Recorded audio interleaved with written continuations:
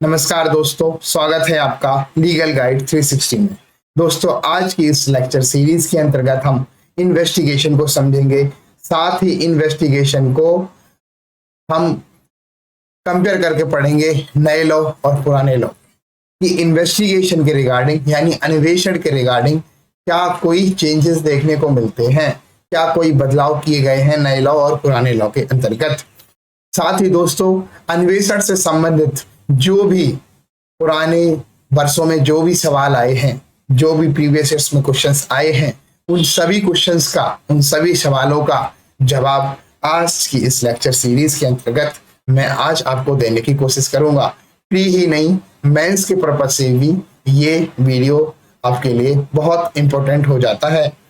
दोस्तों, इसके अंदर हम जो चीजें समझेंगे वो ये समझेंगे कि इन्वेस्टिगेशन स्टार्ट कब होता है, कब कहा जाएगा कि इन्वेस्टिगेशन स्टार्ट हो गया है, कब कहा जाएगा कि इन्वेस्टिगेशन एंड हो गया है, कब कहा जाएगा कि इन्वेस्टिगेशन की पावर कौन किसको दे सकता है, क्या एक एडवोकेट इन्वेस्टिगेशन कर सकता है, क्या एक आम नागरिक किसी केस की इन्वेस्टिगेशन कर सकता है। तो इन सभी सवालों के जवाब आज की इस लेक्चर सीरीज के अंदर मैं आपको देने वाला हूं।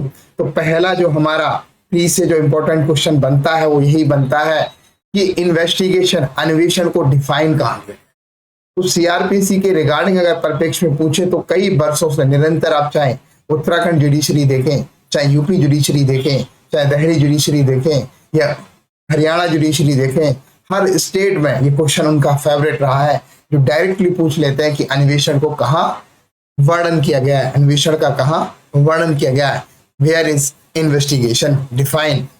तो इस क्वेश्चन को समझने के लिए हमें ये चीज बिल्कुल याद करने की जरूरत है कि नए लॉ में इन्वेस्टिगेशन कहाँ डिफाइन है। तो नए लॉ में बात करूं तो सेक्शन 2 का सबसेक्शन 1 का क्लॉज एल ऑफ बीएनएस यानी भारतीय नागरिक सुरक्षा संहिता की धारा 2 के सबसेक्शन 1 के क्लॉज एल में ये चीज हमें देखने को मिलती है। वहीं अगर सीआरपीसी की बात करें तो सेक्शन 2 क्लॉज एच के अंदर ये चीज हमें देखने को मिलती है। तो एक चीज जो याद करने वाली थी वो आपके लिए यही थी। अब चीजों को आगे बढ़ाते और समझते हैं कि इन्वेस्टिगेशन की डेफिनेशन क्या है। एक्चुअल हमें जो सीआरपीसी है वो इन्वेस्टिगेशन की डेफिनेशन क्या बताता है, साथ ही बीएनएस में कोई चेंज है क्या, इसको भी समझते हैं। तो जो मैंने आपको बताया था प्री के लिए, तो आपको यही याद रखना है कि सेक्शन 2 सबसेक्शन 1 का क्लॉज एल के अंदर इन्वेस्टिगेशन बीएनएसएस में डिफाइन है। अगर बीएनएसएस के परिप्रेक्ष्य में पूछे कि इन्वेस्टिगेशन कहाँ डिफाइन है तो आपको ये जवाब देना है। और अगर सीआरपी के परिप्रेक्ष्य में पूछे, सीआरपीसी के परिप्रेक्ष्य में पूछे तो सेक्शन 2 क्लॉज एच में इन्वेस्टिगेशन अन्वेषण को डिफाइन किया गया है। अब समझते हैं इसकी डेफिनेशन। तो डेफिनेशन स्टार्ट होती है प्रोवाइड्स दैट से, डेफिनेशन शुरू होती है और investigation includes all the proceedings under this Sanhita. तो ये कहते हैं कि इन्वेस्टिगेशन क्या है, इन्वेस्टिगेशन का ये मीन्स नहीं बताते हैं, इन्वेस्टिगेशन के अंदर ही इंक्लूड करते हैं, यानी इस डेफिनेशन को और भी वर्णन किया जा सकता है, इंटरप्रिटेशन दी जा सकती है। तो ये इन्वेस्टिगेशन के अंदर इंक्लूड करते हैं all the proceedings under this Sanhita, उन सभी प्रक्रियाओं को जो इस संहिता के अंतर्गत की जाएंगी, जो इस संहिता के अंतर्गत होती हैं। अब वो जो भी प्रक्रिया होंगी, जो सभी प्रक्रियाएं होंगी इन्वेस्टिगेशन के लिए, उनका पर्पज क्या होगा, for the collection of evidence conducted by a police officer. तो अगर मैं एक लाइन में अगर बात करूं कि इन्वेस्टिगेशन क्या है, इन्वेस्टिगेशन एक ऐसी प्रक्रिया है जिसका जो पर्पज है for the collection of evidence है, और जो कंडक्टेड जो कराई जाती है, जो कलेक्शन ऑफ एविडेंस जो करता है वो एक पुलिस ऑफिसर के द्वारा जनरली कराई जाती है, और by any person other than a magistrate, police officer के अलावा वो कंडक्ट किसी और व्यक्ति के द्वारा भी कराई जा सकती है, पर मजिस्ट्रेट के द्वारा नहीं कराई जा सकती है। अब यहां से आपके क्वेश्चंस निकल के आते हैं कि इन्वेस्टिगेशन कंडक्ट कौन कौन कर सकता है। 4 ऑप्शन आपको दे देगा, तो मैं आपको बता दूं, पुलिस ऑफिसर कर सकता है और एनी अदर पर्सन भी कर सकता है। अब मैं यहाँ पे जवाब देता हूं कि क्या कोई एडवोकेट इन्वेस्टिगेशन कर सकता है? तो मैं आपको बता दूं, अगर मजिस्ट्रेट उसे अथोराइज कर दे तो लॉ के अकॉर्डिंग तो कर सकता है। एनी पर्सन के अंतर्गत मजिस्ट्रेट भी आता है, एक सामान्य नागरिक भी आता है, एक मेल भी आता है, एक फीमेल भी आती है। हर वो व्यक्ति जिसे मजिस्ट्रेट कैपेबल समझे कि ये इन्वेस्टिगेशन कर सकता है, उसे मजिस्ट्रेट अपॉइंट कर सकता है। पर जनरली वो पुलिस अथॉरिटीज जो और दूसरी होती हैं, मान लो एक पुलिस ऑफिसर पे एलिगेशन लगे हैं तो किसी दूसरे पुलिस डिपार्टमेंट की अथॉरिटी के पुलिस ऑफिसर को अपॉइंट कर देते हैं, और इस तरह से नॉर्मल किसी एडवोकेट को या किसी आम आदमी को इन्वेस्टिगेशन के लिए अथोराइज मजिस्ट्रेट नहीं करते। Who is authorize by magistrate in this behalf? तो मैं आपको एक सिंगल लाइन में अगर आपको बताऊं तो इन्वेस्टिगेशन वो सभी प्रक्रियाएं हैं जो इस संहिता के अंतर्गत की जानी है और जिनका जो पर्पज है कलेक्शन ऑफ एविडेंस है, और जिनको करने वाला है वो पुलिस ऑफिसर है या कोई और पर्सन है जिसे मजिस्ट्रेट ने अथोराइज किया हो इस प्रकार से, पर मजिस्ट्रेट खुद नहीं हो सकता। तो कुछ चीजें यहां से निकल के आई हैं, घबराना बिल्कुल नहीं है। मैं एक एक क्वेश्चन के ऊपर एक जजमेंट लेके आया हूं। बहुत डीप पढ़ेंगे हम आज के लेक्चर सीरीज में। आई गारंटी कि आपका कोई भी क्वेश्चन आज छूटने वाला नहीं है। जो लोग यूं पढ़ के डेफिनेशन को निकल जाते हैं कि बस मजिस्ट्रेट नहीं होगा, तो मैं आपको बता दूं, why any person other than a magistrate लिखा है, यानी मजिस्ट्रेट अगर अथोराइज कर देता है तो वो आम नागरिक भी इन्वेस्टिगेशन कर सकता है, ये आप समझ लो। वो बात अलग है कि आप मेरा वीडियो आज के 10 साल बाद देखो, तब तक कोई जजमेंट आ जाए वो वार कर दे कि एनी अदर पर्सन के अंदर एक आम नागरिक नहीं आएगा, वो चीज अलग है। बट आज की डेट में मैं बताऊं आपको, तो मजिस्ट्रेट जिसे अथोराइज कर देगा वो इन्वेस्टिगेशन कर देगा। पर मैं कह रहा हूं फिर भी जनरली मजिस्ट्रेट एडवोकेट को और किसी आम नागरिक को इन्वेस्टिगेशन के लिए अथोराइज नहीं करते। मैंने तो अभी तक नहीं देखा कि किसी एडवोकेट को इन्वेस्टिगेशन के लिए अथोराइज किया। पर हाँ, लॉ की बात करें तो लॉ बड़ा क्लियर कहता है कि इफ मजिस्ट्रेट अगर चाहे तो कर सकता है। ठीक है, तो हमें लॉ के अकॉर्डिंग चलना है। क्वेश्चन अगर इस तरह का पूछा जाता है कि क्या मजिस्ट्रेट किसी एडवोकेट को इन्वेस्टिगेशन के रिगार्डिंग अथोराइज कर सकता है, तो बिल्कुल कर सकता है आज की डेट में। ठीक है मेरे दोस्तों, अब ये जो एक्सप्लेनेशन है ये न्यूली ऐड है इन्वेस्टिगेशन की, इस डेफिनेशन के अंदर ये न्यूली ऐड है, पुराने लॉ में ये नहीं था। Where any of the provision of a special act, where any of the provision of a special act are inconsistent with the provision of this संहिता,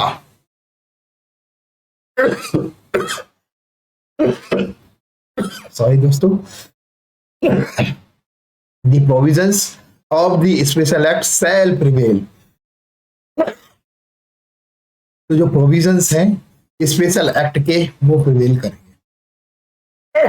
अब यहां समझने वाली बात है, बात ये हो रही है कि जनरली आपको इन्वेस्टिगेशन जहां नहीं लिखा है वहां आपको सीआरपीसी या बीएनएसएस को देख के ही करना है, उसके अकॉर्डिंग ही करना है। पर कहीं ऐसी सिचुएशन है कि कोई स्पेशल एक्ट, मान लो पॉक्सो ले लो या एनडीपीएस ले लो या पीएमएलए ले लो, इनमें अगर कोई प्रोसीजर के रिगार्डिंग मान लो कोई चीज लिख दी गई है स्पेशली, तो फिर अब सीआरपीसी में भी लिखी है और इसके अंतर्गत भी लिखी है। जैसे मान लो सम्मन के रिगार्डिंग, सम्मन में एक फीमेल को बुलाने के रिगार्डिंग, सम्मन के रिगार्डिंग दोनों में लिख दिया हो, तो अगर स्पेशल लॉ में नहीं लिखा है तो सीआरपीसी के अकॉर्डिंग आप बुला लो सम्मन करके, उससे जैसे बुलाना है।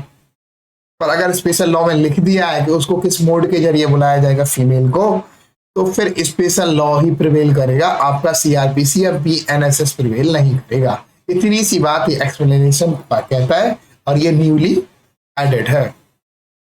अब यहाँ ये चीज समझनी है हमें कि आप इसको लोकल लॉ से कंफ्यूज मत कर देना।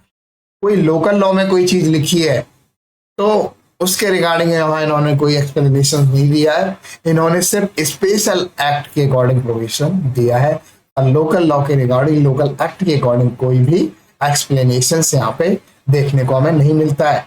इस तरह का कोई भी स्पष्टीकरण हमें यहाँ देखने को लोकल लॉ के रिगार्डिंग हमारे जो लॉ मेकर्स हैं उन्होंने नहीं कहा, वो इस बात पे साइलेंट है। It is a newly added explanation, there was no corresponding explanation of this kind in CrPC.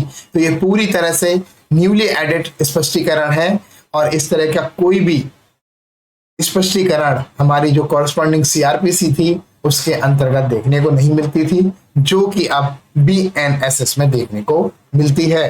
दोस्तों अब हम समझते हैं the basic purpose of investigation is the collection of evidence. अगर हम बात करें कि जो हमारा अन्वेषण है उसका जो मूलभूत पर्पज क्या है, उसका मूलभूत पर्पज तो यही है कि वो क्या करता है, साक्ष्य उनको इकट्ठा करता है, साक्ष्यों को कलेक्ट करने का ही उसका मूलभूत पर्पज है, मूलभूत उद्देश्य है।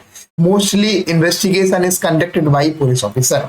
तो मैं आपको बता रहा था पहले भी कि ज्यादातर केस में आपको देखने का मिलेगा कि इन्वेस्टिगेशन जो है कंडक्टेड बाई पुलिस ऑफिसर है।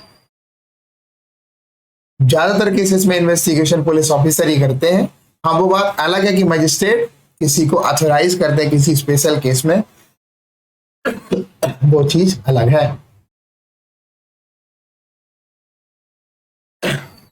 It must be noted here that investigation is not conducted by magistrate।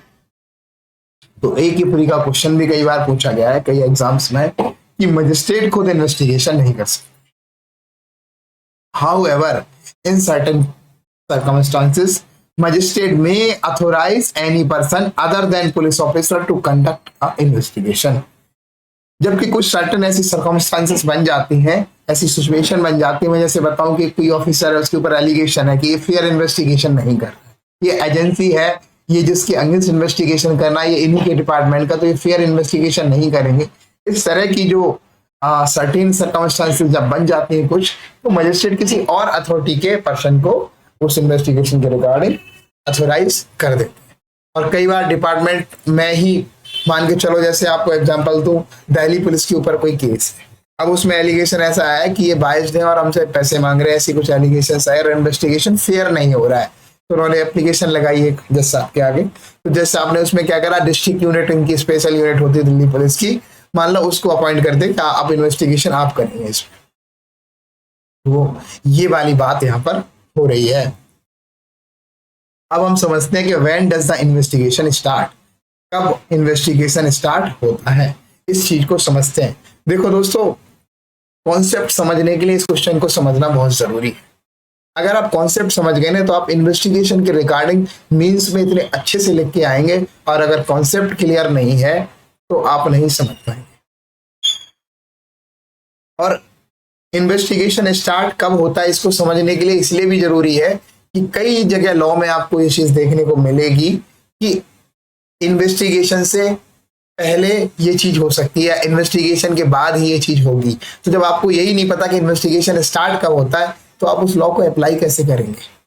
जैसे मान के चलो 164 के बयान है, तो वो ये कहता है बिफोर द इंक्वायरी और ट्रायल, कभी भी 164 के बयान लिए जा सकते हैं। तो आपको इसके लिए पता होना चाहिए ना ये चीज कि कब इंक्वायरी स्टार्ट होती है, कब इन्वेस्टिगेशन एंड होता है, और ड्यूरिंग इन्वेस्टिगेशन लेना है। तो इस तरह के सवालों को जानने के लिए भी ये चीज समझना बहुत जरूरी है। In the case of cognizable offence, अब हम केस वाइज करते हैं। देखो, दो ही तरह के केस होते हैं, तो कॉग्निजेबल होते हैं, नॉन कॉग्निजेबल। कॉग्निजेबल जो होते हैं थोड़े से ग्रेवियस इन नेचर होते हैं, जबकि non cognizable less serious in nature होते हैं। नॉन कॉग्निजेबल में तो आपको पता है सभी को, कि इन्वेस्टिगेशन भी without the permission of magistrate नहीं कर सकते, जबकि कॉग्निजेबल में कस्टडी, अरेस्ट और इन्वेस्टिगेशन वगैरह without the permission of magistrate कर देते। तो कॉग्निजेबल केस की बात करें तो इन्वेस्टिगेशन कब स्टार्ट होता है कॉग्निजेबल केस के रिगार्डिंग, तो generally after the loss first information report. तो अगर कॉग्निजेबल ऑफेंस है और इस तरह के किसी केस में, इस तरह की किसी ऑफेंस में अगर इन्वेस्टिगेशन स्टार्ट होना है, अन्वेषण स्टार्ट होना अगर पूछा जाए कब होता है, तो आपको बता दूं जनरली अगर बात करें तो फर्स्ट इंफॉर्मेशन रजिस्टर होते ही, but there are some exceptions, relevant section. जैसे इसकी बात करें तो 1 से 75 हमारा बीएनएसएस का होता है, 1 से 56 हमारा सीआरपीसी का होता है, जो इन्वेस्टिगेशन की पावर देता है। Lalita Kumari versus state of UP and other 2014, इसमें बताया गया कि investigation after the registration of FIR होगा कॉग्निजेबल केस में, और एफआईआर रजिस्टर करते ही होगा। अब मैं अगर थोड़ा सा इसको ब्रीफ करूं और चीजों को समझने की कोशिश करूं, मैंने क्यों लिखा जनरली, क्योंकि बहुत सारी ऐसी सर्कमस्टांसेस हैं जहां पे इन्वेस्टिगेशन जो है वो जीडी एंट्री के बेस पे ही हो जाता है, या एक इंफॉर्मेशन उसकी नॉलेज में आई एक ऑफिसर की और इन्वेस्टिगेशन स्टार्ट हो जाता है। तो क्या अगर हम ये वार कर दें कि इन्वेस्टिगेशन, अगर मैं कहूं कि स्टार्ट ही तब होता है जब एफआईआर लॉस हो जाती है, तो फिर उन प्रोसीजरों का क्या होगा जो किए जाते हैं। ऐसी सर्कमस्टांसेस आती हैं, कुछ सर्टेन सर्कमस्टांसेस होती हैं जिनमें इन्वेस्टिगेशन एफआईआर से पहले करनी पड़ेगी आप। अगर आप नहीं करते हो तो आपके ऊपर ये एलिगेशन आ जाएंगे, आप खुद फंसते नजर आओगे इसमें। तो मैं अगर सिंपल अगर कंक्लूजन में मैं पहुंचू तो मेरा यही कहना है कि इन्वेस्टिगेशन जैसे कोई कॉग्निजेबल ऑफेंस की इंफॉर्मेशन एक अथॉरिटी को मिलती है, उस अथॉरिटी को जैसे ही मिलती, चाहे वो उसकी खुद की इंफॉर्मेशन हो, खुद से उसे मिली हो, या किसी इंफॉर्मेंट ने जाके दी हो, या किसी और तरीके से उसे मिली हो, किसी ऑडियो वीडियो इलेक्ट्रॉनिक्स मोड से मिली हो, किसी भी मोड से उसके पास जैसे ही कॉग्निजेबल ऑफेंस की इंफॉर्मेशन आई, वैसे ही उसको इन्वेस्टिगेशन करने की पावर मिल जाती है मेरे अकॉर्डिंग। तो ललिता कुमारी ने तो आफ्टर रजिस्ट्रेशन ऑफ एफआईआर बताई। तो जनरली अगर क्वेश्चन पूछा जाता है कि इन्वेस्टिगेशन कब स्टार्ट होता है, तो आप यही जवाब देंगे, after the registration of FIR. अब एक जजमेंट है superintendent of police CBI versus Tapan Kumar Singh.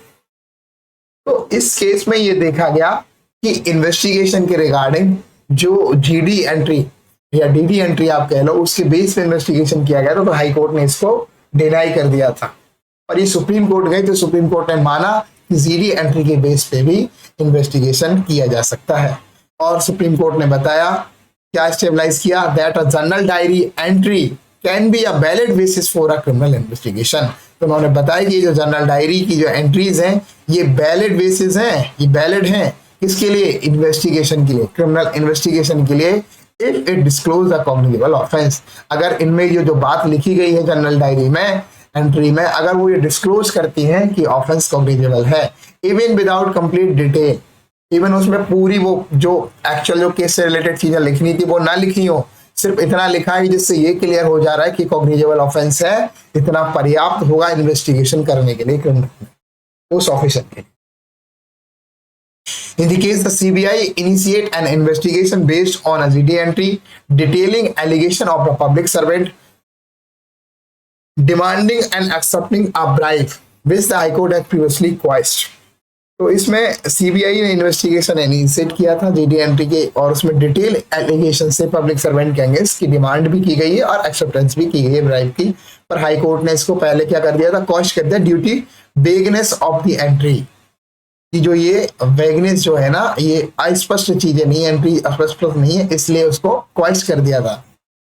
The Supreme Court, however, found the allegation of demanding and acceptance of bribe sufficient to constitute a cognizable case.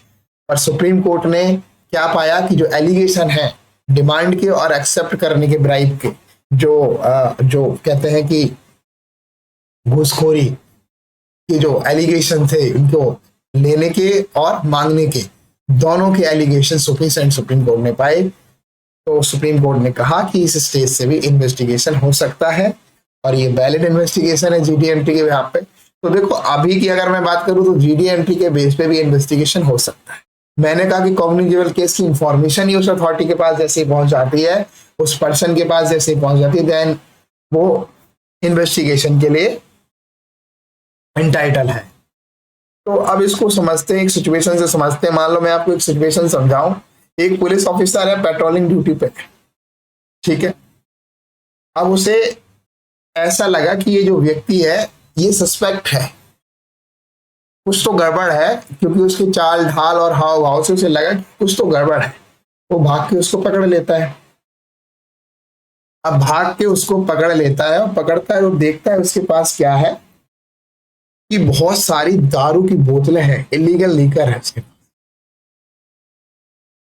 बहुत सारा इलीगल लीकर से, और साथ में ही उसके देखा उसने कि कुछ जो इलीगल आर्म्स हैं वो भी इसके पास, कुछ हथियार भी निकले उसकी सर्च पे, चाकू एंड ऑल। तो अब वो पुलिस वाला क्या करता है, अपने जो नियरेस्ट जो पुलिस स्टेशन है उनको इन्फॉर्म करता है कि इस केस के लिए कोई आईओ अपॉइंट करे, और इन बिटवीन वो क्या करता है, उस पुलंदा को सीज करता है, अपनी पोजीशन में लेता है और वो स्केच तैयार करता है, उसकी जो चाकू वगैरह मिला उसकी स्केच तैयार करता है, और ये जिस जगह पे मिला है उसका नक्शा भी तैयार कर लेता है मोटा मोटा। तो ये सब जो उसने किया, क्या ये इन्वेस्टिगेशन का पार्ट नहीं है?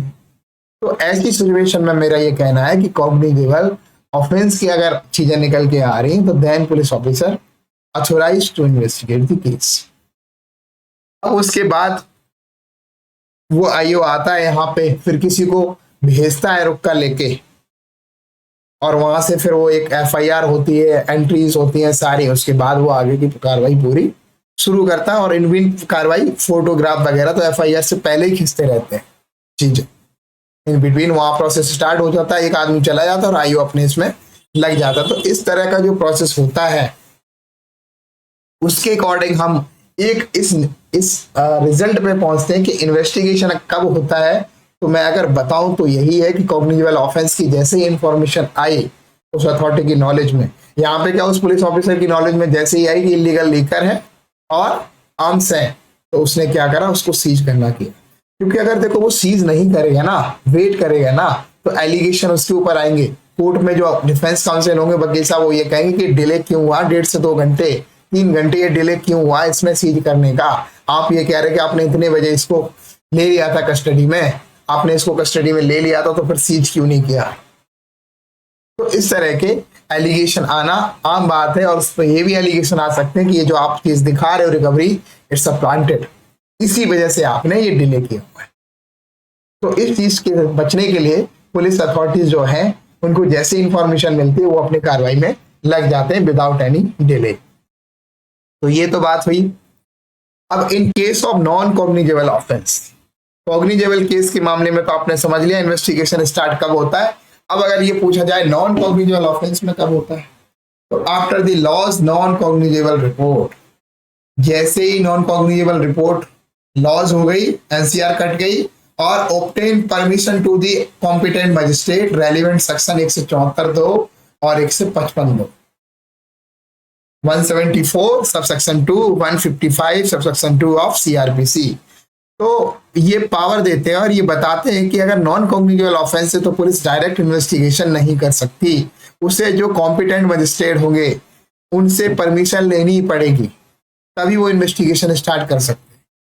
तो मैं जनरली आपको बता दूं प्रोसीजर क्या होता है। अगर कोई एनसीआर है, नॉन कॉग्निजेबल ऑफेंस है, तो पुलिस अथॉरिटीज उनको एनसीआर काट के वो जो इन्फॉर्मेंट होता है, जो कंप्लेनेंट होता है, उसको फॉरवर्ड करते हैं मजिस्ट्रेट के पास कि अब उस कंप्लेनेंट को फॉरवर्ड कर दें कि आप जाओ, आप परमिशन ऑब्टेन करके ले आओ।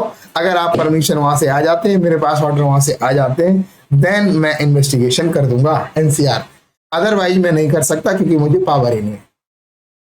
तो एनसीआर के मामले में तो बड़ा क्लियर है, जैसे मजिस्ट्रेट साहब ने ऑर्डर दे दिया इन्वेस्टिगेशन के रिगार्डिंग, वैसे ही इन्वेस्टिगेशन स्टार्ट हो जाता है। ठीक है, कॉग्निजेबल केस में भी समझ लिए आप, नॉन कॉग्निजेबल केस में भी समझ लिए कि इन्वेस्टिगेशन स्टार्ट कब होता है। अब समझते हैं when does इन्वेस्टिगेशन एंड। हमने ये तो समझ लिया दोनों केस के सिनेरियो में कि इन्वेस्टिगेशन स्टार्ट कब होता है। अब दोनों सिनेरियो में एंड जो होता है एक ही स्टेज पे होता है, when chargesheet forward before the court under section 177 158, read with section 193 173 and court has taken its own knowledge and taken cognizance 210 और 190। तो मैं आपको बताऊं, इन्वेस्टिगेशन कंप्लीट करने के बाद 193 वीएनएसएस और 173 सीआरपीसी में जो इन्वेस्टिगेशन ऑफिसर है वो कोर्ट में चार्जशीट दाखिल करता है, और सेक्शन 210 बीएनएसएस और 190 सीआरपीसी के अंतर्गत जो मजिस्ट्रेट साहब है वो उसको नॉलेज में लाते हैं और कॉग्निजेंस लेते हैं उसके ऊपर।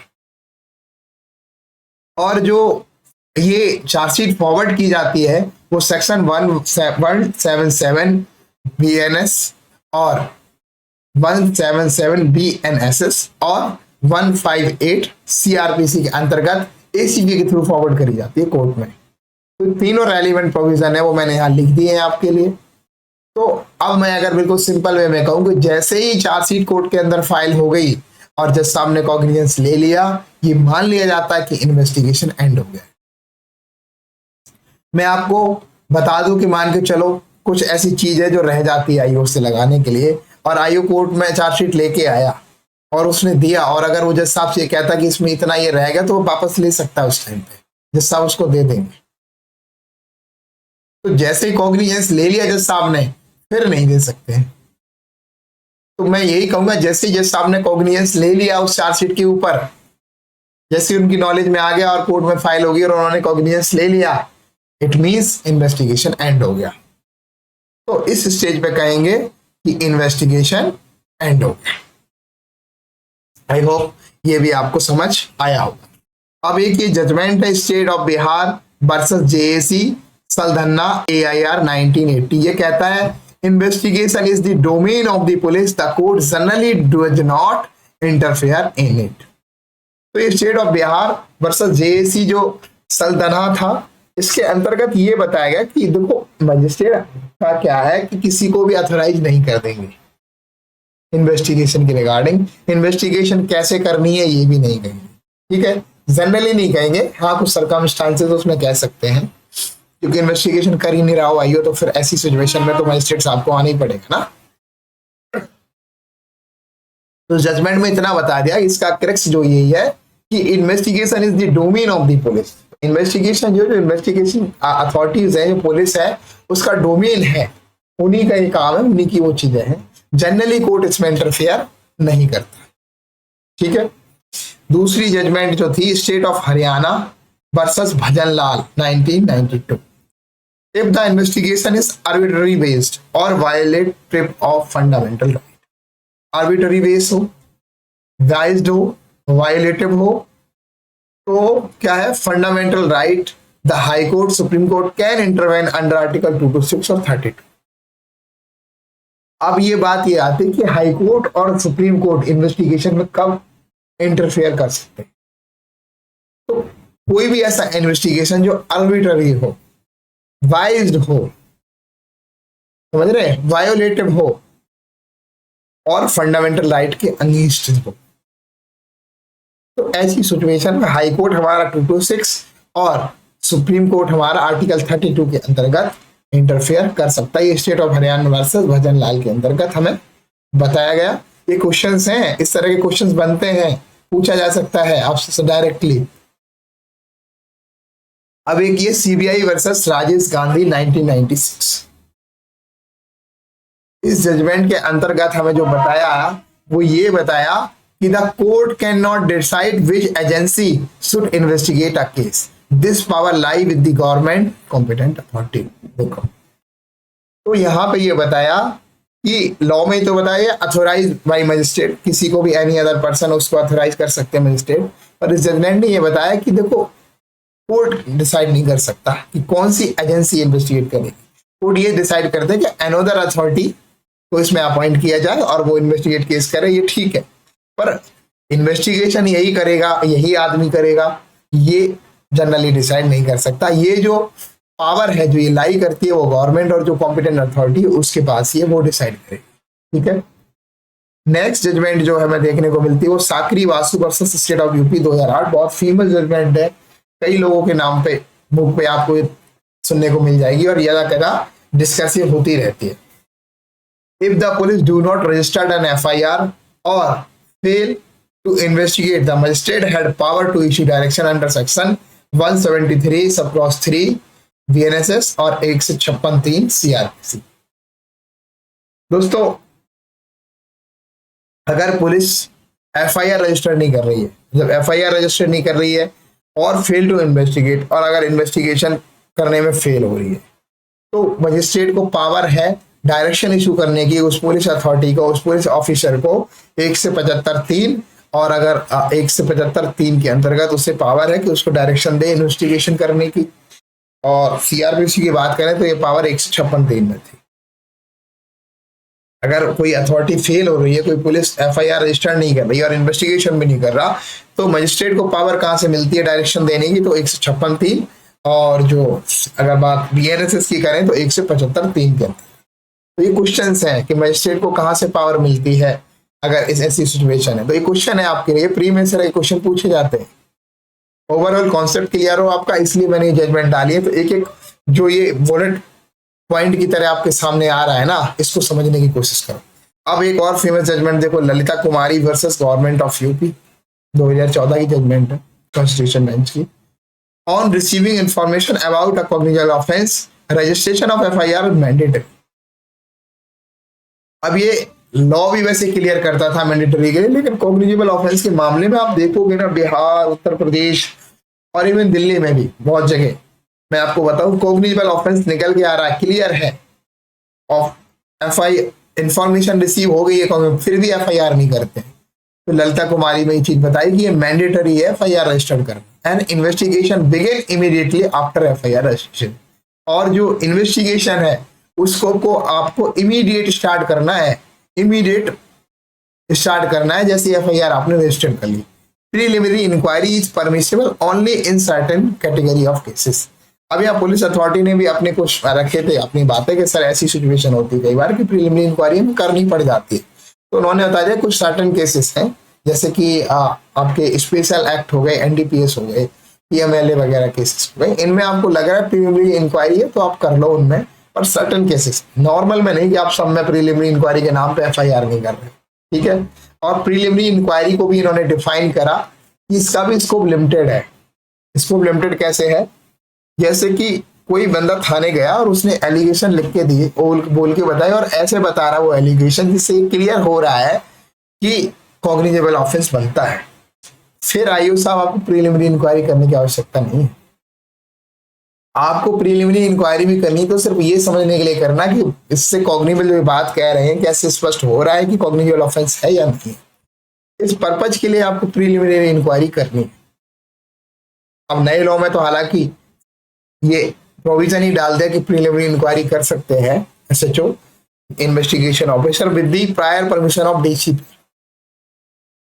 15 डेज का लिखा हुआ है टाइम उसमें कि कर सकते हैं, पर परमिशन पहले लेंगे तभी, अदरवाइज नहीं, ठीक है। तो इस चीज को याद रखना है, और ऑफेंस भी लेस देन 7 होना चाहिए, ठीक है। जब उस टॉपिक के ऊपर हम आएंगे ना, जब 173 पढ़ेंगे, जो 154 पहले थी अब 173 होगी, तो आपको डिटेल में पढ़ाएंगे क्या क्या चेंजेस आए हैं। अभी आप इन्वेस्टिगेशन के रिगार्डिंग ये समझ लो कि इन्वेस्टिगेशन ललिता कुमारी ने भी कहा कि जैसे ही एफआईआर रजिस्टर्ड हुई वैसे ही आप करोगे, पर मैंने आपको और जजमेंट जो अभी बताई, सुप्रीटेंडेंट ऑफ सीबीआई वर्सेस तपन बताई थी, उसमें ये बताया जीडी एंट्री के बेस पे भी इन्वेस्टिगेशन स्टार्ट हो जाएगी। तो जनरली तो आफ्टर रजिस्ट्रेशन ऑफ एफआईआर, पर सर्टेन कुछ सर्कमस्टांसेस होती हैं कुछ, उनमें आप इन्वेस्टिगेशन जैसे ही इंफॉर्मेशन रिसीव हुई है, किसी भी मोड से वो मिली हो, वो ऑफिसर अथोराइज हो जाता है। अब दूसरी जो जजमेंट है वो ये है, Manohar Lal Sharma versus Union of India, coal scam case, fair and transparent investigation is part of article 21। तो क्वेश्चन यहाँ पे आपसे पूछ लिया जाए कि फेयर एंड ट्रांसपेरेंट इन्वेस्टिगेशन का part of article 21, right to life का क्या पार्ट है कि आपको फेयर इन्वेस्टिगेशन और ट्रायल मिलना चाहिए? तो जी हाँ, ये बिल्कुल Manohar Lal Sharma versus Union of India में कहा गया। इस तरह के क्वेश्चंस बनते हैं, मैंने इसलिए ये चीजें लिखी हैं। अब मीन्स के रिगार्डिंग आपको कॉन्सेप्ट समझने के रिगार्डिंग देखो मैं बता रहा हूँ मीन्स में किस तरह के क्वेश्चंस आते हैं। क्वेश्चन आ जाता है कि आप वर्णन करें, डिफाइन करें कि मजिस्ट्रेट कौन कौन सी सेक्शन के अंतर्गत इन्वेस्टिगेशन की डायरेक्शन दे सकते हैं, कहाँ कहाँ लॉ में है ऐसा प्रोविजन जो मजिस्ट्रेट को पावर देता हो कि वो इन्वेस्टिगेशन के रिगार्डिंग डायरेक्शन दे सके।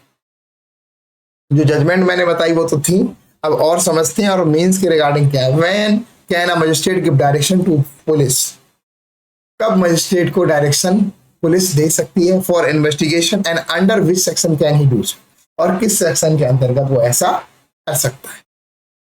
तो पहली सेक्शन जो है हमारी 175(3) बीएनएसएस और 156(3) सीआरपीसी। 173(4) देखो बीएनएसएस में आप लोग पढ़ोगे, उसमें कंप्लेंट फाइल करने के लिए प्रोविजन दिया है, इन्वेस्टिगेशन के रिगार्डिंग नहीं दिया है। 156(3) जो आज की डेट में मैं आपको बताऊं तो 1 से 73 4 मैं आपको बताऊं तो यही है कि 173 173 सब क्लॉज 4 रीड विथ इसके साथ 175 सब क्लॉज 3, ये 156 3 हो गई है आज की, जो सीआरपीसी में थी वो ये हो गई है। पर अगर बात इन्वेस्टिगेशन की बात केवल हो रही है ना, तो इन्वेस्टिगेशन के रिगार्डिंग 1 से 75 3 में दिया गया है, ना कि 1 से 73 4 में। 1 से 73 4 में आपको कंप्लेंट फाइल करने की पावर देते हैं कि आपका ग्रीवेंस है, सुपरिटेंडेंट भी नहीं सुन रहा है, आपका एसएचओ भी नहीं सुन रहा है, तो आप कंप्लेंट फाइल कर सकते हैं मजिस्ट्रेट। जिससे इतनी सी बात करता है। इन्वेस्टिगेशन के रिगार्डिंग जो पावर हमें मजिस्ट्रेट को मिल रही है वो अब वीएनएसएस के अंतर्गत नए लॉ में 1 से 75 3 के अंतर्गत ही मिल रही है। A magistrate can order the police to register FIR and investigate if the complaint disclose a cognizable case। तो मजिस्ट्रेट साहब ऑर्डर कर सकते हैं पुलिस को रजिस्टर्ड एफआईआर करने के लिए और इन्वेस्टिगेशन करने के लिए, अगर कंप्लेंट डिस्क्लोज करती है कॉग्निजेबल ऑफेंस। आप 156 3 डालते हैं तो मजिस्ट्रेट क्या उसमें एक्शन टेकन रिपोर्ट मंगाते हैं, उसको देखने के बाद, वो चीजों को देखने के बाद समझते हैं अगर इससे डिस्क्लोज हो रहा है तो वो डायरेक्ट कर देते हैं कि आपको एफआईआर करनी है और इसमें इन्वेस्टिगेशन करना ही करना है। This is before the magistrate take cognizance of the offence. और ऐसा कब होता है कि मजिस्ट्रेट ने खुद उस कंप्लेंट के ऊपर कॉग्निजेंस ना लिया, उससे पहले ही डायरेक्शन वो देंगे। कॉग्निजेंस ले लिया फिर डायरेक्शन नहीं देंगे, ठीक है। Power is very wide but must be exercise with application of judicial mind, not mechanical. अब यहाँ जज साहब के लिए भी एक चीज बता दी गई कि जो पावर है बहुत बड़ी है, बहुत वाइड है, बहुत इसका विस्तार है, but must be exercise with application of judicial mind. पर इसको जो एक्सरसाइज किया जाता है, एक्सरसाइज होनी चाहिए ये, वो जुडिशियल माइंड के अंतर्गत होनी चाहिए, नॉट अ मैकेनिकल। मतलब ऐसे नहीं कि एक ड्यू कोर्स ऑफ बिजनेस में होती रहे कि जैसे चल रहा है रूटीन में, उस तरह से नहीं। आपको इस चीज को समझना है, जुडिशियल माइंड अप्लाई करना है, तभी इन्वेस्टिगेशन की पावर ऑर्डर देने। ऐसे नहीं कि बस मैकेनिकल में आई और बोले हाँ जी इन्वेस्टिगेशन करो, एफआईआर करो, ये नहीं। उसको देखना है, कंप्लेंट को समझना है, सारी चीजें देखने के बाद ही इन्वेस्टिगेशन के ऑर्डर देने हैं, एफआईआर के ऑर्डर देने हैं। इससे रिलेटेड एक जजमेंट समझ लेते हैं। Priyanka Srivastava versus state of UP 2015। The Supreme Court held that an application under section 1 से 75 3 VNSS और 156 3 CRPC must be supported with an affidavit and the magistrate must apply his mind before directing investigation। तो इस section के अंदर supreme court ने ये बताया कि आप जो ये एप्लीकेशन 156 3 की डालते हो, क्या उसके साथ एफिडेविट का होना जरूरी है। तो इसमें बताया कि हाँ जी कंप्लेंट के साथ तो है ही, आप एप्लीकेशन भी जो 156 3 की लगा रहे हो या 1 से 73 4 की एप्लीकेशन अगर कोर्ट में लगा रहे हो 1 से 75 3 रीड विथ, तब भी आपको एफिडेविट जो है वो लगाना है। तो ये Priyanka Srivastava versus state of UP 2015 में बताया। ललिता कुमारी हम पहले ही डिस्कस कर चुके थे। ललिता कुमारी में यही बताया था, it is mandated clear that registration and FIR is mandatory. Registration of FIR मतलब एफआईआर को करना उस पुलिस अधिकारी की बाध्यता है, बाध्यकारी है। And only in certain exceptional case can a preliminary inquiry भी कंडक्टेड। और कुछ सर्टेन केसेस हैं उनके अंदर आप प्रिलिमिनरी इंक्वायरी कर सकते हो, और कुछ स्पेशल केसेस हैं उनके अंदर भी आप प्रिलिमिनरी इंक्वायरी कर सकते हो, पर पर्पज इज वेरी लिमिटेड। ये चीज भी मैंने आपको ऑलरेडी पहले ही बता दी है। मोहम्मद यूसुफ बरसफ अफाक जहां 2006। Any judicial magistrate before taking cognizance of the offence competent to order investigation under section 1 से 75 3 BNS और 156 3 CRPC। तो इसमें यही बताया कि कोई भी जुडिशियल मजिस्ट्रेट, अब कोई भी जुडिशियल मजिस्ट्रेट का मतलब चाहे वो फर्स्ट क्लास हो या सेकंड क्लास, वो इन्वेस्टिगेशन के रिगार्डिंग डायरेक्शन देने के लिए कॉम्पिटेंट है, और इन्वेस्टिगेशन के रिगार्डिंग ऑर्डर भी दे सकता है और एफआईआर के रिगार्डिंग भी ऑर्डर दे सकता है। ये मोहम्मद यूसुफ वर्सेस अफाक जहां 2006 में हमें बताया गया। तो पहली चीज तो ये निकल के आई कि 156 3 और 175 3 BNSS के अंतर्गत मजिस्ट्रेट साहब एफआईआर के लिए भी डायरेक्शन दे सकते हैं और इन्वेस्टिगेशन के रिगार्डिंग भी डायरेक्शन दे सकते हैं, पर प्री कॉग्निजेंस स्टेज। ये चीज याद रखनी, ठीक है। कॉग्निजेंस लेने से पहले इस सेक्शन के अंतर्गत वो डायरेक्शन दे सकते हैं। दूसरा प्रोविजन है सेक्शन 225 BNSS और 202 CRPC post cognizance stage. Once the magistrate has taken cognizance of the complaint but wants to verify whether there is sufficient ground to proceed against the accused, he may postpone issuance of process and direct an inquiry himself or an investigation by police or any other person. तो मैं आपको बताऊं, एक बार magistrate साहब ने जैसे cognizance ले लिया इस कंप्लेंट पर और वो ये चाहते हैं कि ऐसा वेरीफाई कराना चाहते हैं कि इस अक्यूज के अगेंस्ट केस चलाया जा सकता है, तो इसके रिगार्डिंग वो इन्वेस्टिगेशन के ऑर्डर दे सकते हैं, इंक्वायरी भी करा सकते हैं, खुद किसी और को भी करा सकते हैं,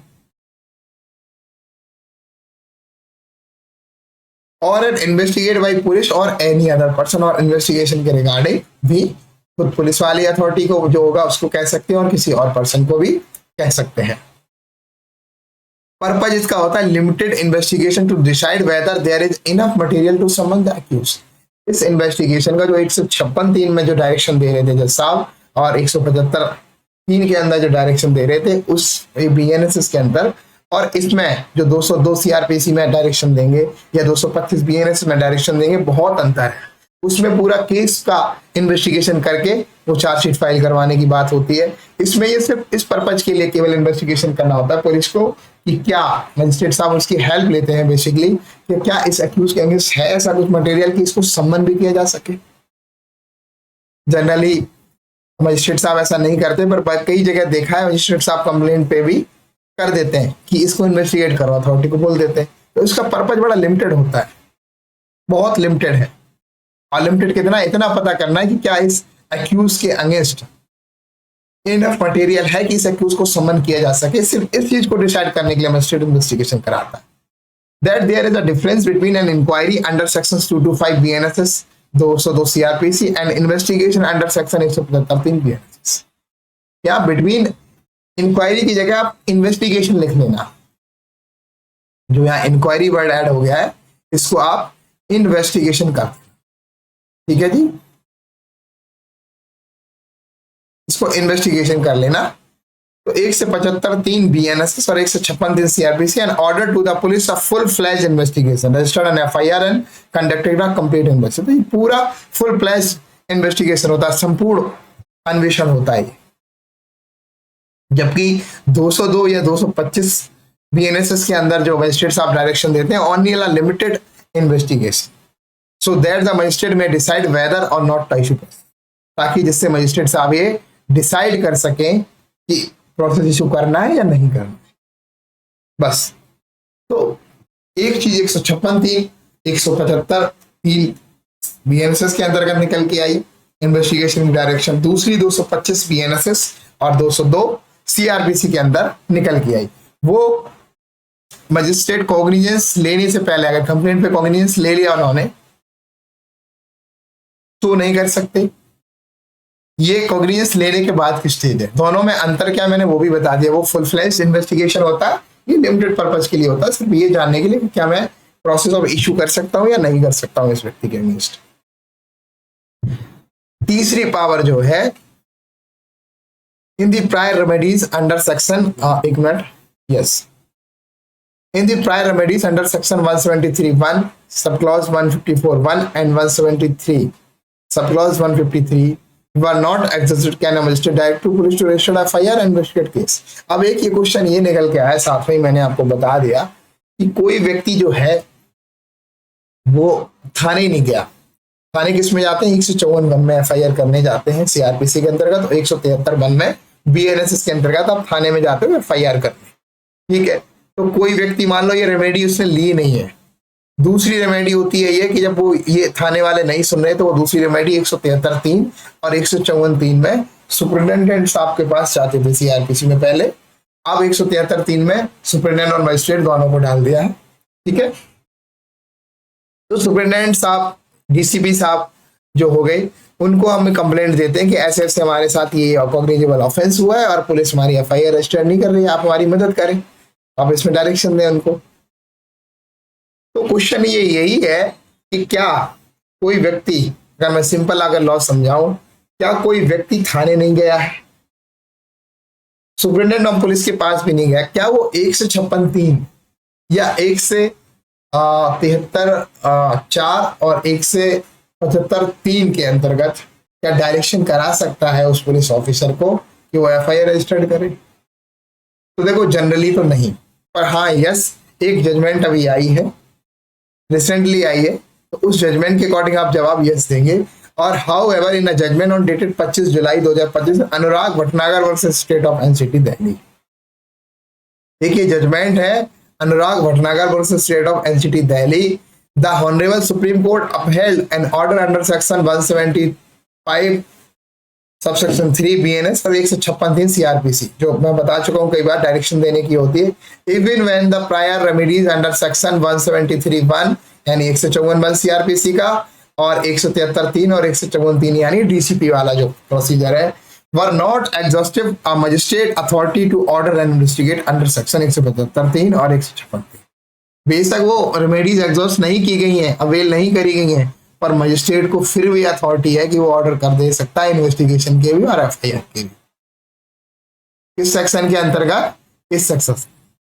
और ये कहते हैं कि is not nullify simply because the कॉम्प्लेनेंट did not first exhaust the remedy under section 173(1) oblique 154(1) CrPC and 173(3) BNSS और उसके जो कॉरस्पॉन्डिंग सेक्शन सीआरपीसी में 154(3). मतलब सिंपल सा है पूरा। अगर ये Anurag Bhatnagar versus state of NCT Delhi जो 25 जुलाई 2025 में आई है जजमेंट, इसमें यही बताया गया कि बेशक कोई एक कंप्लेनेंट है वो थाने नहीं गया, या उसके बाद वो डीसीपी को जाना चाहिए थाने के बाद अगर सुनवाई नहीं है, वहां भी नहीं गया, और कोई मजिस्ट्रेट एक ऑर्डर पास कर देता है इन्वेस्टिगेशन के रिगार्डिंग, तो वो मजिस्ट्रेट का ऑर्डर नलिफाई नहीं हो जाता, सिर्फ इसलिए कि उसने और रेमेडी है वो जो पहले दे रखी है उसको, वो उसने फर्स्ट रेमेडीज जो है एग्जॉस्ट नहीं किए, सिर्फ इस वजह से वो ऑर्डर नलिफाई नहीं हो सकता है। यहाँ मजिस्ट्रेट को पूरी अथॉरिटी है 156(3) और 175(3) बीएनएस के अंतर्गत कि वो इस तरह के ऑर्डर को रिगार्डिंग इन्वेस्टिगेशन के रिगार्डिंग डायरेक्शन दे सकता है। तो एक ये बहुत महत्वपूर्ण क्वेश्चन आपके सामने निकल के आया।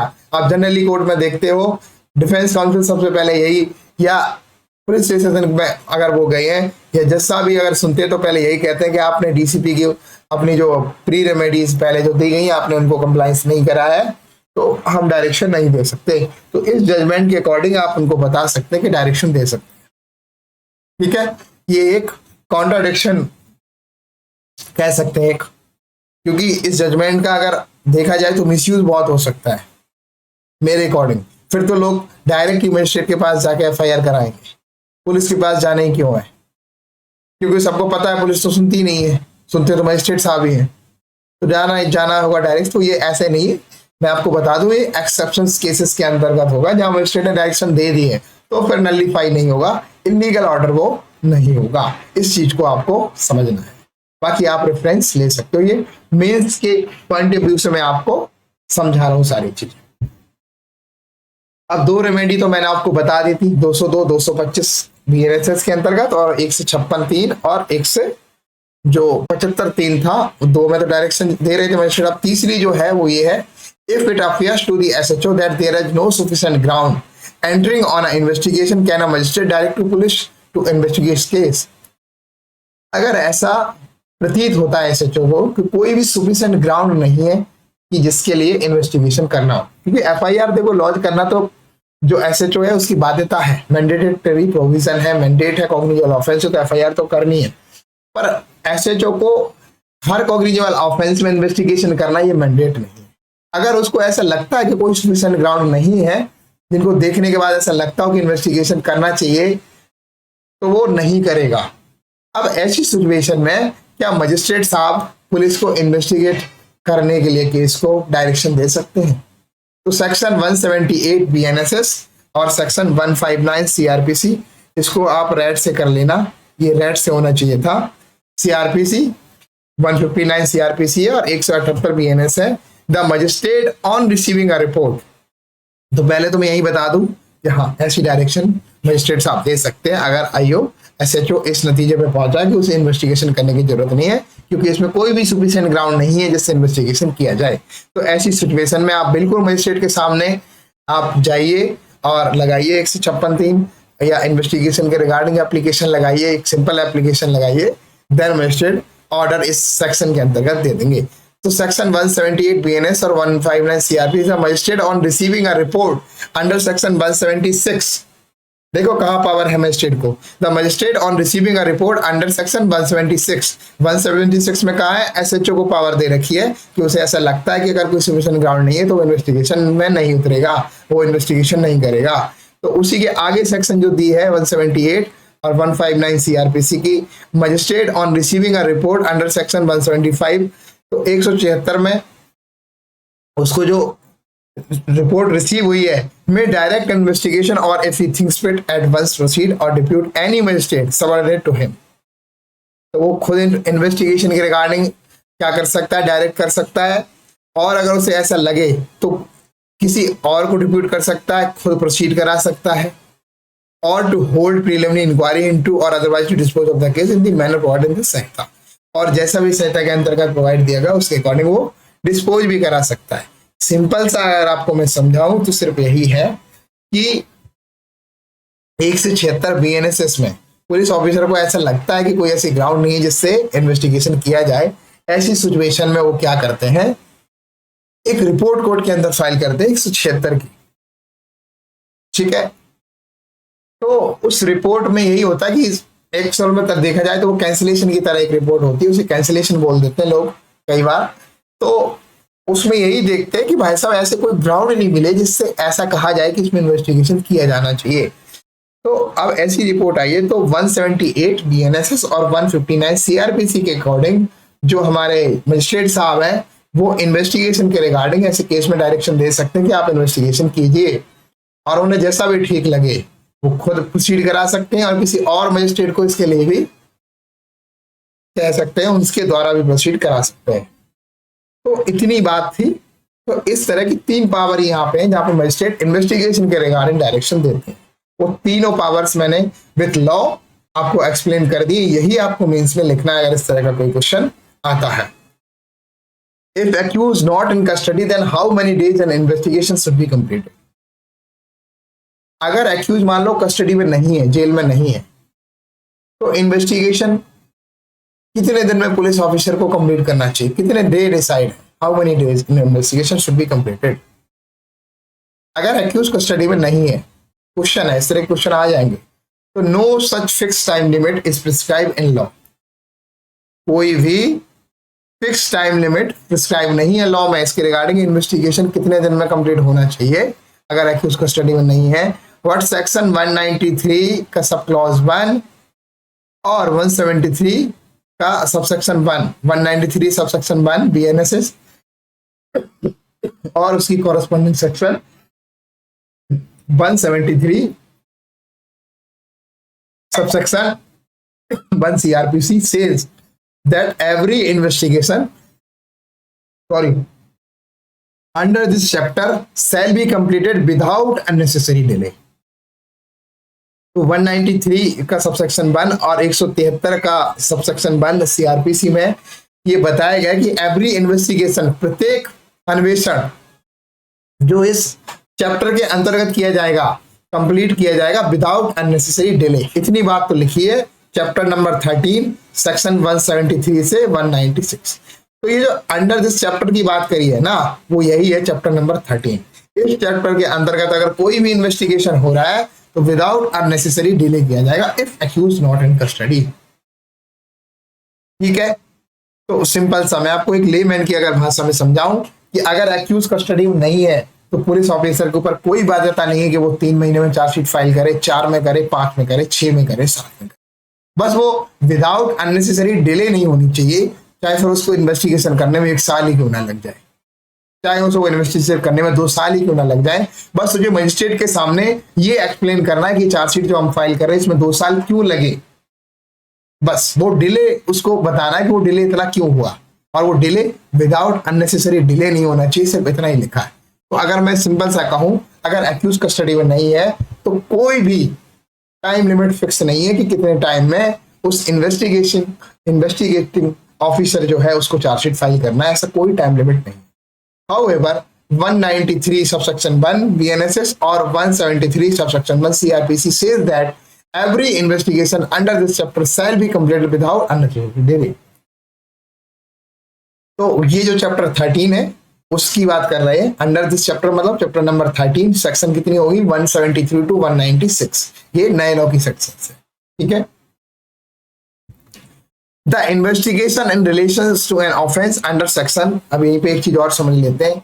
The investigation in relation to an offence under section 74, 75, 76, 77, 78, 79 नहीं है, 79 छोड़ दो तो 64 से लेके 71 तक जितने भी ऑफेंस होंगे उन्हें 2 महीने के अंतर्गत कंप्लीट करनी चार्जशीट, चाहे एक्यूज कस्टडी में हो या नहीं।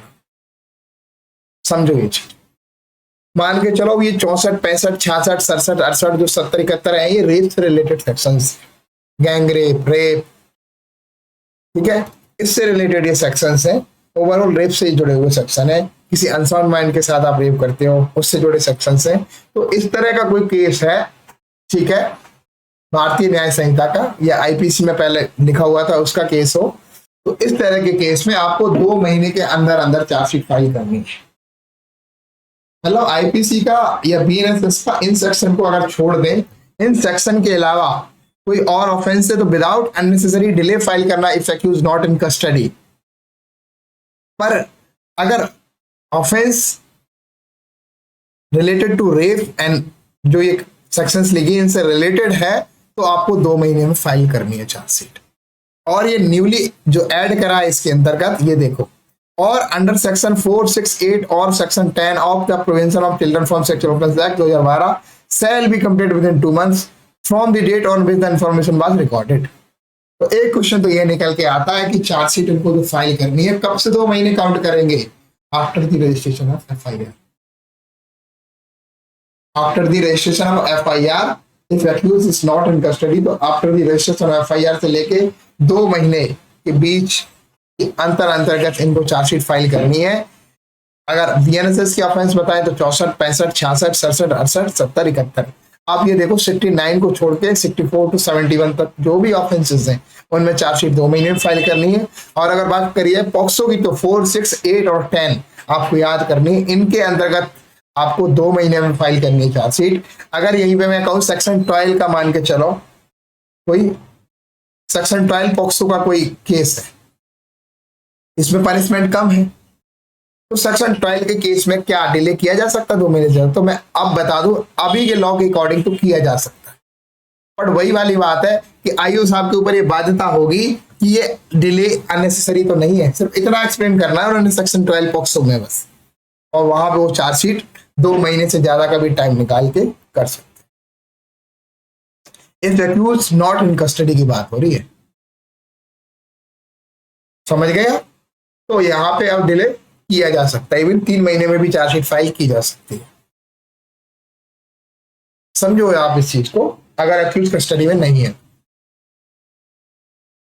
तो ये एक नई चीज थी देखने के लिए, न्यू ऐड थी, तो मैंने वो भी चीज आपको बता दी। इससे रिलेटेड क्वेश्चन बनना है कि प्री में इससे रिलेटेड क्वेश्चन बन सकते हैं आपके, तो ये चीज आप याद रखना इस न्यू लॉ की, क्योंकि सेक्शन 4, 6, 8 और 10 है, 12 को ऐड नहीं किया हुआ। जहां पे ऐसी सिचुएशन आती है ना, क्योंकि पॉक्सो में आए दिन आप देखोगे 2 महीने में होती है, आग बंद करके चार्जशीट फाइल करनी होती है 2 महीने में, पर जहां इस तरह के प्रोविजन लिख दिए है तो देखने वाली। पर मैं वही कहूँ अगर स्पेशल एक्ट में कोई चीज ऐसी लिखी है तो कौन सा प्रिवेल करेगा? तो स्पेशल एक्ट प्रिवेल कर जाएगा। मैं आपको बताऊं चार्जशीट उसके अकॉर्डिंग फाइल होगी, पर स्पेशल एक्ट में लिखी नहीं है तो ये रूल फॉलो होगा। तो इस चीज को भी आपको ध्यान में रखना है। अभी कहते हैं ना कि लॉ इतना समझने में कठिन है, क्योंकि लॉ में आप बिल्कुल क्लियर कट नहीं बोल सकते कुछ भी, जो है जो चीज डिफाइन है उसके अकॉर्डिंग ही चीजें बात करनी है। अभी यहाँ पे ये चीज उन्होंने लिखी है, अगर स्पेशल एक्ट में ही मान लो ये कोई अमेंड कर देते हैं, कुछ लिख देते हैं, तो वहां पे फिर उसके अकॉर्डिंग प्रोसीजर फॉलो होगा। अभी यही है कि 4, 6, 8 और 10 में जो चार्जशीट है वो 2 मंथ में फाइल करनी है। बाकी इसके अलावा कोई और पॉक्सो का कोई ऑफेंस है और सेक्शन का है तो उसमें आप विदाउट अननेसेसरी डिले फाइल करनी है आपको चार्जशीट।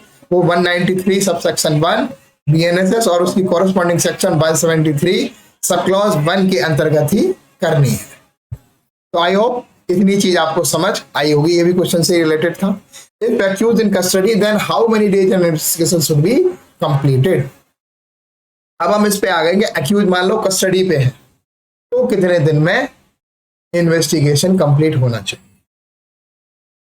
तो इसके लिए मैं बता दूं, there is no such prescribe period define और explain to complete investigation where there is a time limit for magistrate to detention of accused. तो बात अगर इन्वेस्टिगेशन के रिगार्डिंग कोई पूछ रहा है कि अगर एक्यूज कस्टडी में है तो कितने दिन में इन्वेस्टिगेशन आपको करना है, तो मैं आपको बता दूं कोई टाइम लिमिट नहीं लिखी हुई है। वही जो 173 में जो चार्जशीट आपके पास आ रही थी 1 में और 193 सब सेक्शन 1 में, वही है, विदाउट अननेसेसरी डिले होनी चाहिए। पर यहाँ पे मजिस्ट्रेट के लिए कुछ डायरेक्शन दे दी है, कुछ है कि वो 187 में कि इतने टाइम तक अगर चार्जशीट नहीं आती है मजिस्ट्रेट तो डिटेन नहीं कर सकते। अगर चार्जशीट फाइल नहीं है तो 90 डेज से ज्यादा मजिस्ट्रेट भी डिटेन नहीं कर सकते। इसको समझना है। इसको कई लोग इन्वेस्टिगेशन से जोड़ लेते हैं, जबकि इन्वेस्टिगेशन की बात नहीं कर रहा है। ये हमें डिफॉल्ट बेल के प्रोविजन के बारे में बताता है, डिटेंशन के बारे में ये चीज बताता है, ये इन्वेस्टिगेशन की नहीं बताता कि इन्वेस्टिगेशन कितने दिन में कंप्लीट करना है अगर एक्यूज कस्टडी में।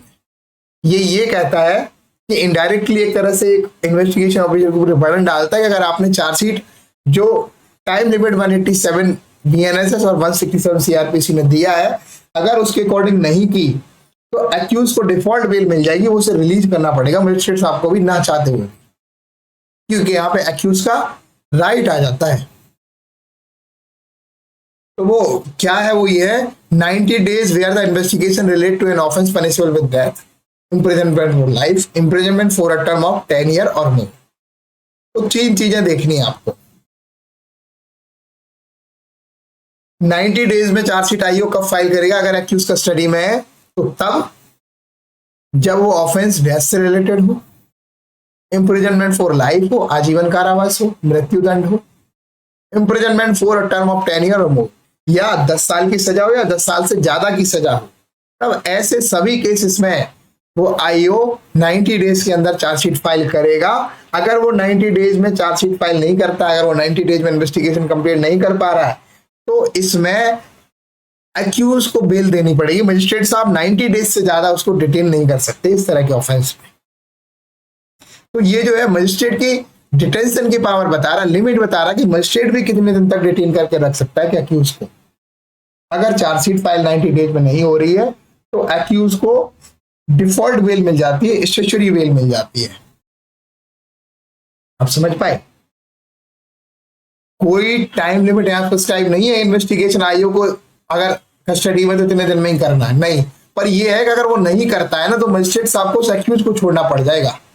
अब ऐसा नहीं है कि जहां पे 90 डेज में अगर कोई आईओ ने अगर इन्वेस्टिगेशन कंप्लीट नहीं कर पाई और एक्यूज छूट गया तो केस खत्म हो जाएगा। नहीं जी, वो 4 महीने 3.5 महीने जो भी है, 3 महीने 1 दिन के बाद भी चार्जशीट फाइल कर रहा है तो इन्वेस्टिगेशन तो तब भी माना जाएगा। पर वो है क्या, उस एक्यूज को जो बेल मिल गई डिफॉल्ट बेल, इसके रिगार्डिंग बस प्रॉब्लम है और कुछ नहीं है। इन्वेस्टिगेशन वो तब भी है। तो अगर मैं ये कहूं कि अगर एक्यूज कस्टडी में है, आपसे कोई पूछे तो इन्वेस्टिगेशन के रिगार्डिंग क्या टाइम है, तो कोई टाइम नहीं है। इस चीज को गांठ बांध लो। कोई अगर ये 187 वीएनएसएस और 167 सीआरपीसी का है कि इसमें तो बोला हुआ है 90 डेज, वो मजिस्ट्रेट के लिए बोला है कि वो भी 90 डेज से ज्यादा नहीं रख सकते, उसको छोड़ना ही पड़ेगा। इन्वेस्टिगेशन इतने दिन में करनी है नहीं लिखा हुआ है वहां पे। तो 90 डेज तो इस केस में था। 60 days where the investigation relate to any other offence, यानी 10 साल से कम, 10 साल और उससे ऊपर के हो गए जो भी आजीवन कारावास, मृत्युदंड, वो तो 90 डेज चले गए। 10 से नीचे के जो भी ऑफेंस, यानी 10 नहीं, 10 पहुंचा तो 90 डेज, 10 से नीचे ही यानी 9 साल 364 दिन मान लो। तो ऐसा इन्वेस्टिगेशन जो होगा वो 60 डेज में कंप्लीट करना पड़ेगा। अगर ऐसे ऑफेंस के लिए 60 डेज में आईओ ने इन्वेस्टिगेशन करके चार्जशीट फाइल नहीं करी तो क्या होगा, एक्यूज को डिफॉल्ट मेल मिल जाएगी। इन्वेस्टिगेशन तो वो बाद में भी कर सकते हैं, कोई इशू नहीं है। तो एक्यूज को डिफॉल्ट बेल ना मिल पाए इसलिए आईओ ये जो टाइम लिमिट है, जज साहब उसको डिफॉल्ट बेल ना दे दें, इस टाइम लिमिट से पहले पहले चार्जशीट फाइल करने की कोशिश करते हैं। पर अगर ये पूछा जाए कि क्या ये 60 डेज इन्वेस्टिगेशन क्या टाइम बताते हैं आईओ का अगर एक्यूज कस्टडी में, तो बिल्कुल नहीं बताते। इस चीज को आप बिल्कुल समझ लो। अब वही बात दो तरह की हो गई। अब जनरली 180 डेज, कुछ स्पेशल केसेस होते हैं जैसे एनडीपीएस मकोका वगैरह है, पीएमएलए है, यूएपी है, जनरली 180 डेज होता है इसमें टाइम चार्जशीट डिटेंशन का। नहीं तो यहाँ पे एक्यूज को डिपार्टमेंट मिल जाएगी। इन्वेस्टिगेशन के रिगार्डिंग यहाँ भी नहीं लिखा उन्होंने, आपको चार्जशीट लानी है, आप ले आओ 180 डेज के बाद ले आओ, तब भी जज साहब लेंगे उसको। बस सिर्फ आपसे इतना पूछेंगे कि डिले क्यों हुआ है, वो आप अगर डिफाइन करते तो देन कोई बात नहीं है। 180 डेज से बाद चार्जशीट जाएगी तो जो जज साहब है, चाहे वो अब ये स्पेशल एक्ट वाले इनमें भी उनको छोड़ना पड़ेगा as a default way accused को, but it can be extended to 1 year with the permission of the court. 180 days तो हमारे एक्ट में ही लिखा है, इन स्पेशल लॉ में ही लिखा है कि एक्यूज को डिफॉल्ट बेल तब मिलेगी क्योंकि इसमें इन्वेस्टिगेशन में टाइम लगता है ना। तो उन्होंने अब एक जजमेंट है उसमें ये भी कह दिया कि 1 ईयर तक इसे एक्सटेंड भी किया जा सकता है but with the permission of court. यानी इन्वेस्टिगेशन में डिले हो रहा है और आप अगर जज साहब से परमिशन ले लेते हो और वो आपको परमिशन दे देते हैं तो 180 डेज की जगह अब 1 ईयर तक वो एक्यूज है उसे डिटेंशन में रखा जा सकता है। अब समझ पाए कि 180 डेज में अगर आईओ चार्जशीट फाइल करता है तब तो वो एक्यूज है कस्टडी में, फिर तो वो बेल की रेमेडी अवेल करेगा जो भी करनी है उसे, पर डिफॉल्ट बेल नहीं मिलेगी। पर 180 डेज के रहते हुए अगर वो चार्जशीट फाइल नहीं कर पा रहा है, उसके बाद अगर चार्जशीट फाइल कर रहा है तो उसे डिफॉल्ट बेल नहीं मिलेगी। ठीक है, आई होप यहां तक आप समझ गए होंगे, जैसे एनडीपीएस, मकोका, पीएमएलए, ईटीसी। तो इन्वेस्टिगेशन कितने टाइम में करना है अगर एक्यूज कस्टडी में नहीं है, अगर एक्यूज कस्टडी में है, अगर एक्यूज कस्टडी में है तो इन्वेस्टिगेशन कितने दिन में करना ये कहीं डिफाइन नहीं है। बस वही जो लिखा है कि विदाउट अननेसेसरी डिले 193 सबसेक्शन 1 और 173 सबसेक्शन 1 में जो लिखा है वही रूल लागू होता है। 167 और 187 बी एनएसएस में जो बात लिखी गई है वो सिर्फ डिटेंशन के रिगार्डिंग लिखी गई है, 60 डेज, 90 डेज और 180 डेज। तीनों केसेस के अंतर्गत मैंने आपको बता दिया, if investigation officer do not file chargesheet within a prescribed period then accused is become entitled to get default anticipatory bail। सिर्फ इतनी सी बात। Can police investigate case which is fall in outside jurisdiction, ये भी important question है। क्या कोई भी police officer अपनी जुरिडिक्शन से बाहर जाके कोई इन्वेस्टिगेशन केस कर सकता है? तो मैं बता दूं, police can not investigate outside their jurisdiction on their own. तो वो अपनी मर्जी से दूसरी जुरिडिक्शन में जाके केस इन्वेस्टिगेट नहीं कर सकता। They may register the FIR but must transfer it to the proper police station. They may register the FIR but must transfer it to the proper police station for any step of investigation any other jurisdiction. They must involve or inform the local police or concerned authority.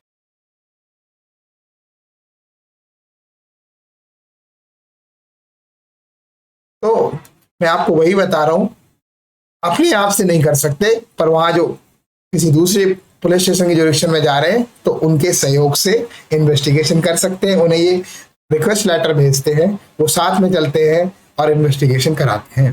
तो एक question ये निकल के आया आपके लिए, section 166 CrPC और 186 BNS में लिखा है letter of request to another police station if during investigation police need to go to another jurisdiction. अगर कोई पुलिस ऑफिसर है अपनी जुरिडिक्शन में इन्वेस्टिगेशन कर रहा है और ऐसे नीड है कि मुझे इन्वेस्टिगेशन दूसरी जुरिडिक्शन में भी जाके करना है, वहां से रिलेटेड कुछ एविडेंस कलेक्ट करने हैं, तो वो लेटर ऑफ रिक्वेस्ट भेजता है दूसरे police station.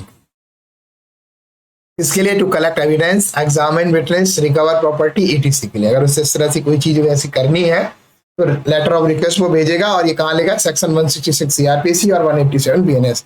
They must send a request of intimation to the SHO of that area. Generally, they cannot independently investigate outside their jurisdiction without involving the local police.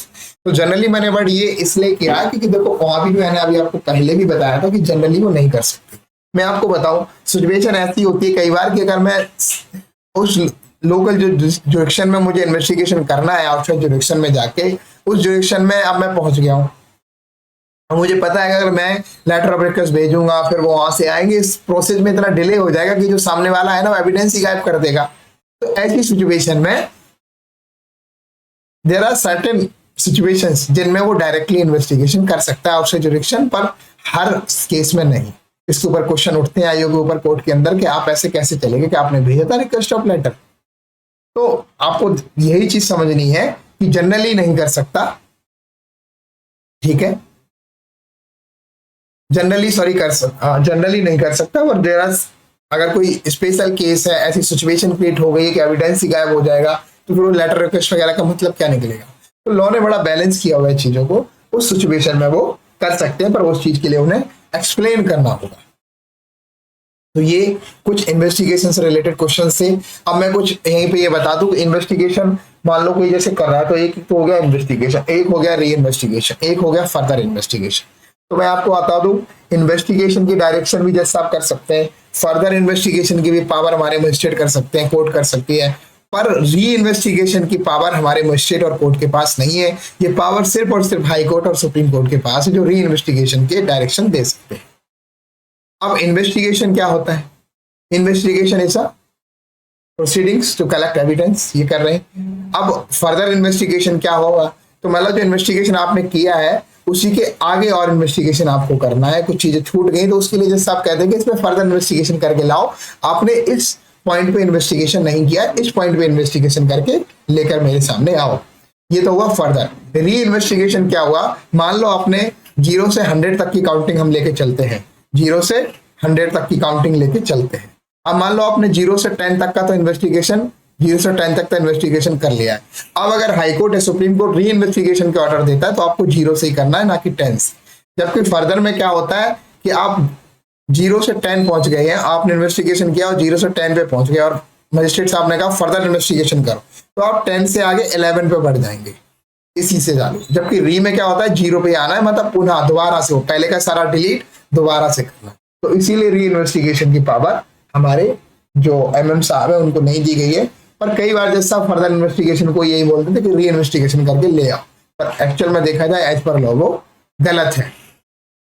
तो ये कुछ investigation से, एक जो आपके किसी की डेथ हो जाती है ऐसी सर्कमस्टांसेस में, जब कोर्ट पता करने की कोशिश करता है कि इसकी डेथ किसी जानवर के काटने से हुई है, एक्सीडेंट से हुई है, सुसाइड से हुई है, किसी और रीजन से हुई है, तो इस तरह की डेथ में भी ये पर्टिकुलर टाइम पर्टिकुलर उसके लिए इन्वेस्टिगेशन होती है। तो उसको भी कई लोग उसको लिमिटेड पर्पज के लिए इन्वेस्टिगेशन बोल देते हैं, या सिर्फ यही बोलते हैं कि सिंपल इन्वेस्टिगेशन बोल देते हैं उसको। बस इतना ही आपको समझना है। पर इसके लिए अगर कोई और वर्ड है तो वो आप लोग देखो, एक बारी सर्च करो।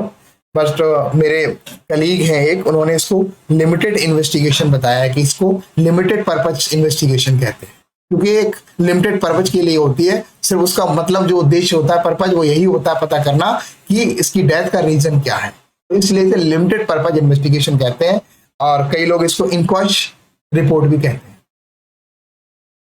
सो ये ओवरऑल इन्वेस्टिगेशन से रिलेटेड जो आज का लेक्चर था। आई होप, मुझे पता ये लेक्चर बड़ा हो गया है, पर आई होप इन्वेस्टिगेशन से रिलेटेड जो क्वेश्चंस मैंने आपको बताए थे, चाहे वो प्री में हो, मेंस में हो, मैंने ये सारी चीजें बताई हैं कि इन्वेस्टिगेशन वो अदर डायरेक्शन में कर सकता नहीं। ये प्री में पूछे जाते हैं तो आप बता दो, जनरली कर सकता है, जनरली नहीं कर सकता है, सॉरी, पर देयर आर सर्टेन सर्कमस्टेंसेस, कुछ विशेष परिस्थितियां अगर आ जाए तो उस सिचुएशन में वो कर सकता है, और उसके बाद वो लेटर फिर भी भेजेगा, बताएगा, इन्फॉर्म तो तब भी करेगा। ठीक है, तो लेटर ऑफ रिक्वेस्ट भेजना है, पर सामान्यतः उसे भेजना ही है पहले, फिर करनी है जाके उस वहां पे इन्वेस्टिगेशन। अदरवाइज तो अगर विशेष केस है तो बाद में भेजे, पहले कर ले, पर वो विशेष केस के रिगार्डिंग बताना पड़ेगा वहां के मजिस्ट्रेट को, या जहां पे वो रिपोर्ट सबमिट करेगा वहां के मजिस्ट्रेट को भी ये बताना पड़ेगा कि मैंने क्यों इन्वेस्टिगेशन किया विदाउट रिक्वेस्ट ऑफ लेटर भेजे पहले। ठीक है, तो ये कुछ क्वेश्चन से इन्वेस्टिगेशन से रिलेटेड, अन्वेषण से रिलेटेड। आई होप मेरे दोस्तों आज के लेक्चर में आपके सारे सवाल मैंने आपको बता दिए होंगे। फिर भी अगर कुछ रह जाता है तो आप प्लीज मुझे कमेंट करके बताएं। Thank you so much. Join our Telegram channel to get free study material. Thank you for watching. Join our Telegram channel to get free study material. अगर आप मेरे इस टॉपिक से रिलेटेड पीडीएफ चाहते हैं, वीडियोस की लिंक चाहते हैं, तो आप यूट्यूब पे भी देख सकते हैं, और टेलीग्राम चैनल पे इस क्यूआर कोड को सर्च करके आप देख सकते हैं। तो आज के लिए इतना ही दोस्तों, फिर मिलेंगे किसी एक नए लेक्चर को अच्छे से रिसर्च करके आपके सामने आऊंगा। तब तक के लिए धन्यवाद।